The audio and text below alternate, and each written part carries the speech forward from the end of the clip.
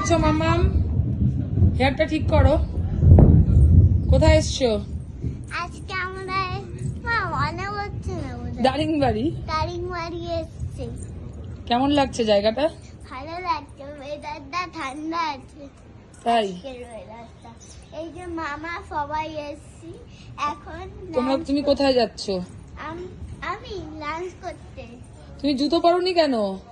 এখন জুতো তো এখানে নেই, ওই তো দিদুন এই যে মামার ঘরে আছে। আমার ঘরে এখানে। কি লাঞ্চে কি খাবে তুমি?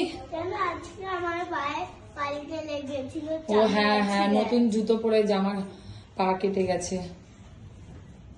এখানে একটা দেখলাম, মনে হচ্ছে অলির মতন কেউ একটা আছে। হ্যাঁ, আমিও দেখেছি অলির মতন একজন আছে। তাই? অলির মতন ওমা একটা বার ব্যথা হচ্ছে বলে একটা বার বলেছি। না ওইটাও পরে নাও। না ওই দুটো লাগছে। আচ্ছা, তাহলে ওটাও পড়তে হবে না, আমি করে নিয়ে নিচ্ছি। এসো, রুমটা লক করে দিস। তা আমি জানি না, আপাতত আয় খিদে পেয়ে গেছে। চলো আমরা এখন সবাই খেতে যাচ্ছি, প্রচন্ড জোর খিদে পেয়েছে।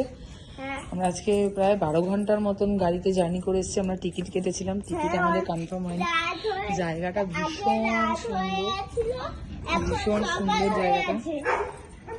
ওই দেখো, আমরা দেখতে পাচ্ছি অলির মতো ওই পুচকে একটা ঘরে একদম। এই যে এমনি মোটা ছিল আমাদের অলি আগে, এখন পাতলা হয়েছে আমাদের অলি।